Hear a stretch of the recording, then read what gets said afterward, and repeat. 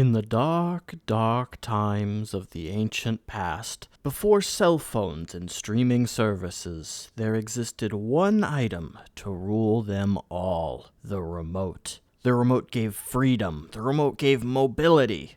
Only 90s kids will remember the true lengths a man would go through to track down his remote. And really, that's what it's all about. Trifox is a top-down adventure indie game about a fox who had his TV remote stolen. It has a cool system where you can mix and match abilities throughout the different classes, and it was super neat to play, and I hope you enjoy checking it out. Also, I recorded this video months ago, which is kinda unusual for the way I generally record and edit, but I just could not come up with an intro for this one. The best other thing I came up with was those little messages on the floor from other players you see in Elden Ring that say try finger butthole, but instead doing something like try fox butthole.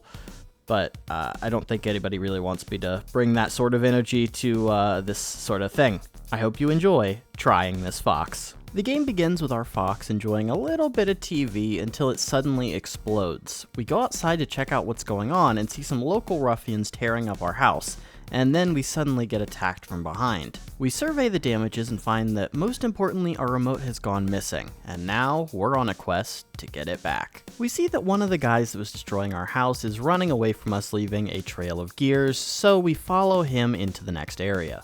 But weirdly enough, that guy didn't stop at this stand that lets you pick up your perks. So this game has 3 classes, hence Trifox. Here you get to pick your first movement ability from one of the 3 classes.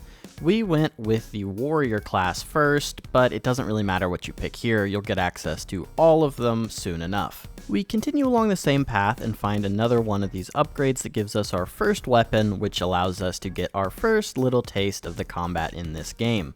And it's really weird that that guy we were following just doesn't seem to be anywhere. He really missed out on a lot of upgrades. He should look to 100% this game. After we get to the end of the tutorial level, we throw up this portal which allows us to teleport. Don't question the science because we'll be seeing it a lot. We come out the other side of the portal into the hub world where we'll be accessing all of the other levels in this game. And it's really convenient because this is also where the big bad of this game sends his regards on this little TV screen to us. This hub world also has the shop where we can buy our various upgrades for the future. A really cool thing about this game is that you can mix and match between the classes at will before you go into a level, which adds a lot to the variance in the way that you play the game. We don't really have the coins that we need to buy anything right now, but we'll get back to that a little bit later.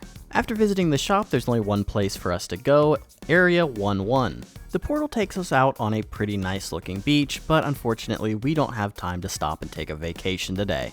We stop to kill some of the local wildlife, and then we open up a glowing blue chest to earn our first achievement, What Is This?, for picking up our first of the hidden gems, a collectible in this game. At the end of this level, we catch up with a pirate guy, I guess? This isn't who we thought we were looking for, but hey, he's a stepping stone to the big guy, right?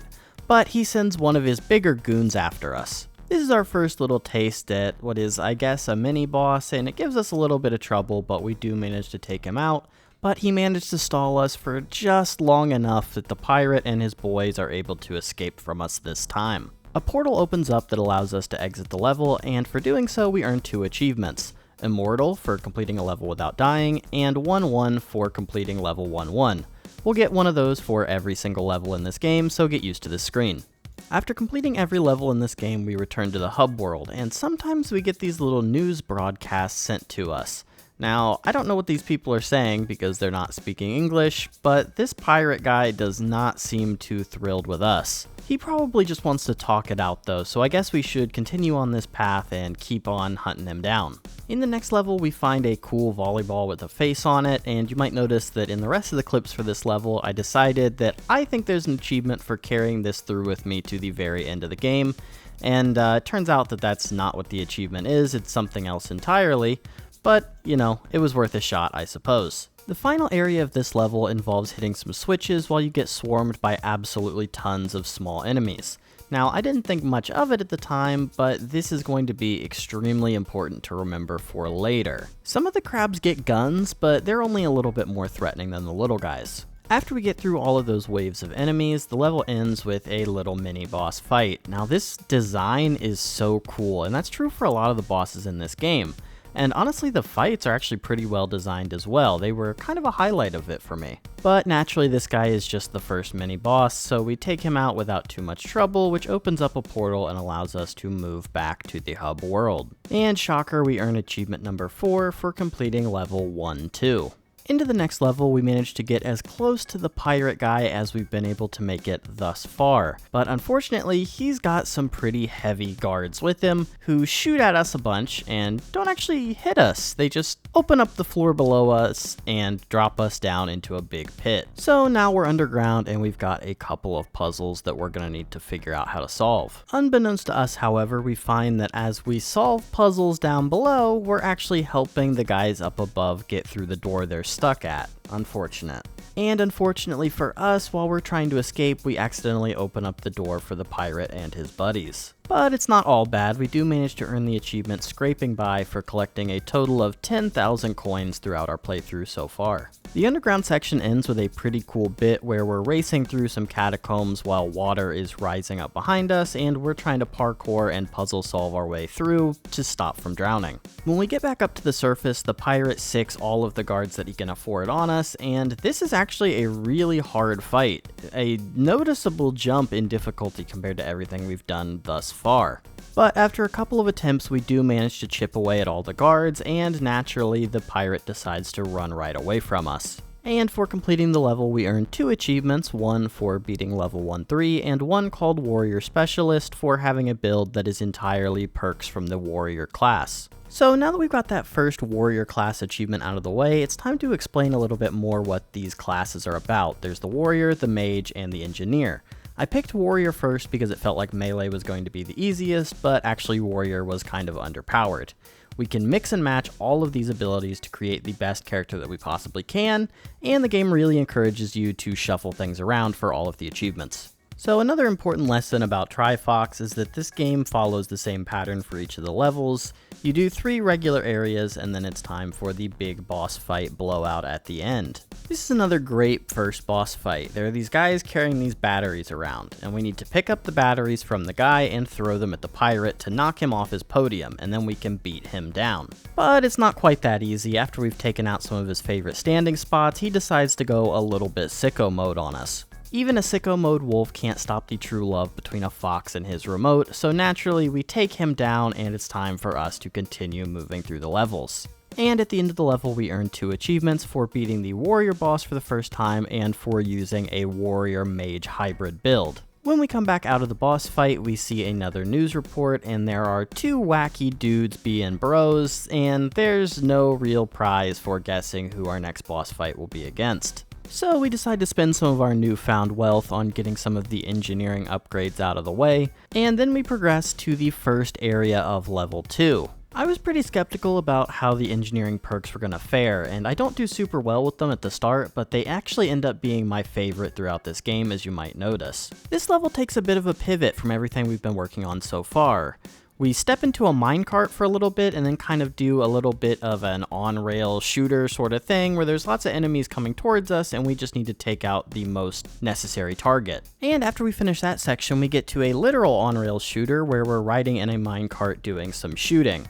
This is probably my favorite level in the game, and they actually never go back to this after this point, which is kind of disappointing. But we persevere, earning the achievement for completing level 2-1 and for completing a level rocking a warrior engineer hybrid build. On the next level, we earn the achievement Redecorator for destroying a total of 500 destructible items throughout our playthrough, and immediately after that earn the achievement Baby Steps for collecting a total of 25% of the gems throughout the game. Not much else to mention on that level, but at the end we do earn the achievement for completing level 2-2 and for completing a level using a Mage Engineer hybrid build. After exiting that level though, we get a quick call from the big bad who taunts us with the remote one more time to remind us what we're really fighting for. It seems like in every game I play nowadays, at some point we descend into a secret bunker somewhere, and this game is no different on the next level. And it's actually a good thing we came down here, because it gives us the achievement Get Out of My Way for taking out a total of 500 enemies in this playthrough, as well as the achievement Just a Sip for collecting a total of 100 potions throughout the game. And as you probably could have guessed by now, at the end of this level we earn the achievement for beating level 2-3,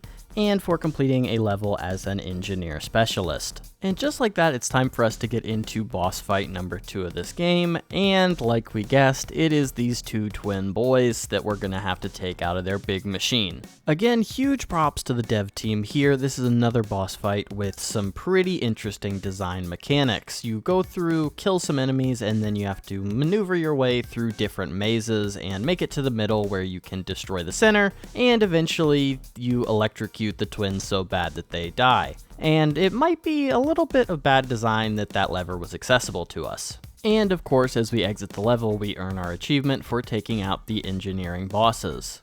Exiting the level, we get another one of these news broadcasts, and this time we see a spooky, scary wizard who seems to have some ice powers. And it was kind of predictable at this point because mage is the class that we have left as well. On the next level, we earn the achievements Too Many Crates for destroying 1,000 destructible items throughout our playthrough, and Well Off for earning a total of 25,000 coins throughout our playthrough. I'm sorry I keep going back to talk about how great this game's level design is, but it's just so impressive. This level ends with this lumberyard looking area, and it's just a lot of fun to play around in. But after playtime is over, we earn 2 more achievements for completing level 3-1 and for beating a level with the mage specialist. I guess we were just inspired by that wizard we saw on the news. The next level is another cool one where you've got all of these little wood pallet things floating around various rivers, and you need to parkour around to maneuver your way through the different puzzles in the level. Not a lot else to mention as far as achievements here though. That is, until we get to the end and earn the achievement Versatile for using abilities from each of the classes, and our achievement for completing level 3-2.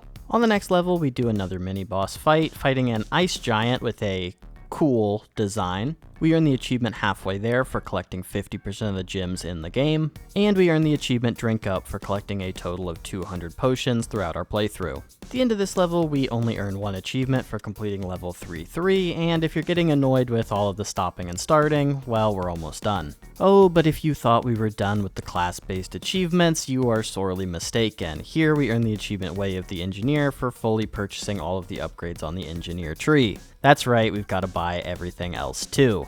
But now with our engineering powers fully upgraded, we finally feel like we're powerful enough to try to take on this ice wizard with our newly upgraded abilities. I would say this is probably the weakest of the 3 main boss fights that we've done so far, but it was still pretty decent. It reminded me of that game I played for the channel a little while back called Effie with the final boss fight. And naturally, weakest design boss is the weakest strength boss, so we managed to take the wizard out, dropping him down below, but conveniently enough, we still have a place to stand. And of course, we earn the achievement for taking out the mage boss. When we come out of this level, we get one more news broadcast and we see that what appears to be a city is engulfed in flames, so it's time for us to take on this guy that's been ruining everything. So throughout this game, they've kind of been doing different genres with a little bit of tower defense, a little bit of parkour, a little bit of everything. And coming into this area, it felt like it was going to be kind of a stealth mission thing. There were guards up on the towers, it was very dark, different enemies stationed throughout that wouldn't trigger until you walked up to them. But we learned that that's not quite what this is when we unlock this secret hidden door to the side, and we find this bubble that we can climb into. We become a bubble boy. We see loads of enemies come rushing out of the keep, so we need to try to take them on. And take them on we do. It turns out that this ball is kind of OP. We can destroy pretty much anything just by touching it, running it over. Even these big mech guys, we can just crush with this ball. Why haven't we been using this the whole time? And while we roll through the base, we actually earn the achievement Rich for collecting a total of 50,000 coins. This is another super sick level that I want to shout out. I really was not expecting this at all going into the final area, and it was, really cool to become this all-powerful character to roll through the final area. And it wasn't all just destroying enemies either. There was a fair amount of parkour, and, a lot of stuff to find, as is the norm with this game. And I was actually getting a little bit worried that maybe with this super powerful ball, the final boss fight would be a little too easy, and maybe a little bit too different from how the rest of the game is. But actually the game dealt with that itself. When we got to the final boss area, he destroyed our ball. So now this guy has stolen our remote and taken our ball. It is really time for us to get some revenge. And this is another pretty standard boss fight. We jump around in a circle, avoiding attacks and trying to destroy his limbs on his giant robot machine.